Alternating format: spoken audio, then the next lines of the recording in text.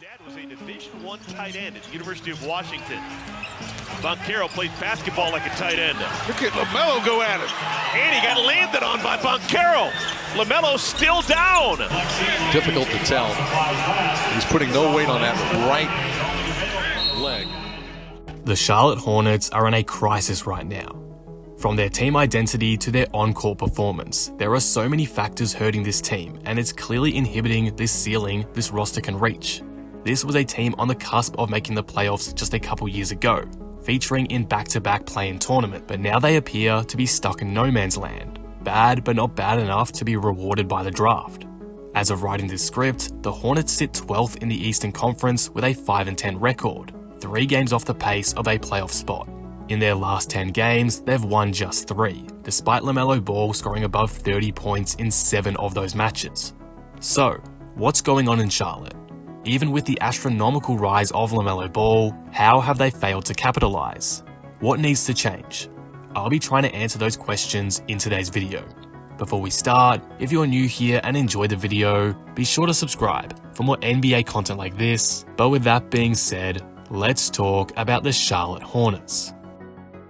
Firstly, let's talk about Lamelo Ball, because he has basically been one of the very few bright spots on this team this season, but now with him out with an ankle injury for an unknown amount of time, it creates quite a concerning situation for the Hornets. I say this because it's totally reasonable to argue that Lamelo Ball has been Charlotte's offensive savior as of late. He's been totally carrying the load on that end. I mean, just take Charlotte's battering to the Bucks, for example, on the 17th of November. Lamelo was pretty much responsible for half of Charlotte's 99 points in that 34-point loss, posting 37 points himself and 5 assists. Obviously, no Rozier in that game didn't help, but it's becoming evident that the depth of this team, or lack thereof, is going to significantly plague them throughout the rest of this year. Lamelo has just been trying his best to mask that weakness with superstar performances night in and night out. Just take a look at his last 9 games before his injury against Orlando. He averaged over 32 points a game, 6.7 rebounds and 8.7 assists. Like, you genuinely cannot ask for much more than that. He was on a superstar level, no question about it. Call them empty stats if you want. I don't really believe in that narrative for any player, but it's hard to say that that's the case with Lamelo anyway when he took down the dominant Celtics in overtime on the 20th, posting a near triple-double of 36 points, 8 assists and 9 rebounds. Lamelo has been essentially the offensive system in Charlotte this season, and especially during their recent stretch. So to lose him to an ankle injury like that, something that has bothered Lamelo for his whole career, is absolutely devastating, especially considering the Hornets were starting to arrive at a turning point in their season. This leads me into probably one of the biggest concerns I have for Charlotte at the moment, and especially going forward without Lamelo, and that's their lack of depth and lack of production from their bench. Aside from Brandon Miller, who is typically their 6th man, they don't really get value from their second unit. They sit right toward the bottom of the league in bench points per game, 27th to be exact, and defensively, their bench doesn't offer much either. The Hornets recently have really only run a 9-man rotation, getting significant minutes from PJ Washington, Miller and Ish Smith, with the occasional from JT Thor and Nick Richards. Ish Smith, for example, is being relied upon for about 17 minutes a game this season, even though Charlotte's offensive rating is 9 points worse when he's on the floor compared to when he's off it. With Lamelo out for the foreseeable future, Miller will enter the starting lineup presumably, as he did when Rozier was out, meaning the Hornets are stretching their lineups even thinner. I presume we'll see a guy like Nick Richards get more minutes, but I think the point remains. Offensively, this team is going to have to find a new gear to keep them in games, as the reliance on Lamelo to create offense for them on a regular basis won't be there. Charlotte's flailing season also stems from another big problem, their defense. Statistically, none of those bench guys are better than the average defender, and that's concerning when the current starting 5 has its obvious flaws on that end too. Actually, the median NBA defensive rating is 113.2, and not a single Hornets player averaging at least 10 minutes per game has a rating better than that. Not one. Their horrid effort on that end has them ranked 29th in the league for defensive rating overall. And despite Lamelo's freakishly good run as of late, they only sit in the middle of the pack for offensive rating. So while they can score at a solid level most nights, they let themselves down on the other end.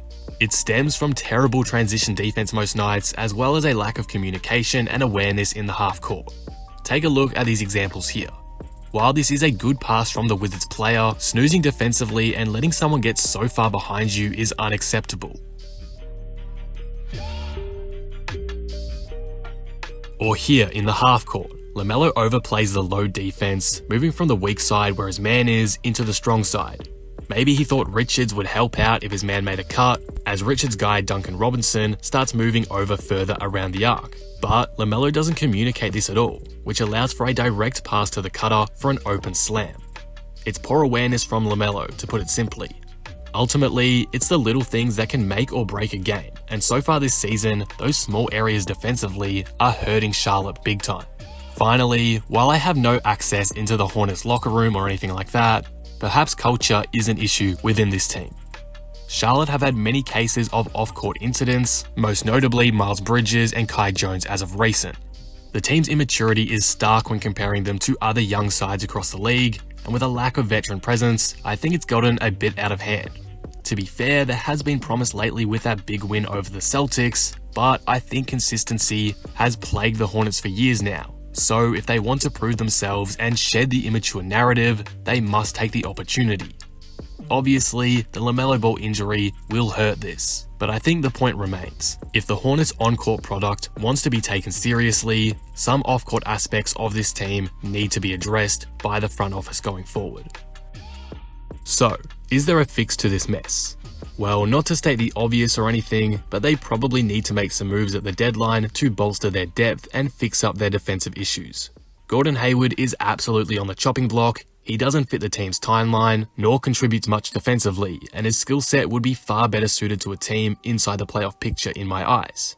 In terms of the offensive side of things, the Hornets are very reliant on Lamelo Ball, so if things take a nosedive with his time on the sidelines, I believe a retooling of sorts probably would be in order. Maybe looking toward the lottery again and trading off some vets. I say this though without any confirmed news about the timeline of his ankle injury, but from what it seems, Lamelo will definitely miss a handful of games at best. As I mentioned, Lamelo has been plagued by ankle injuries throughout his career, so if he is out for significant time, that really hurts Charlotte and any prospect of getting something out of this season. While I have some faith in Brandon Miller to step up in his absence and help their offense tread water, it is a lot to ask for a rookie and will be a big test for the guy, so who really knows how it'll turn out. Overall, the Hornets aren't in a good position, to put it bluntly, and now with Ball sidelined, I think this season could take a turn for the worse. Alarm bells are ringing, and the depth of this team is going to be extremely tested, especially in this next stretch where they'll face the likes of Miami, Minnesota, and Brooklyn, again, potentially without Lamelo. We'll see how things play out, but if you're a Hornets fan, I think you have every right to be a bit concerned right now. If you made it this far, you must have enjoyed the video, so be sure to like and subscribe for more NBA content like this. But with that being said, I will see you in the next one. Thanks for watching.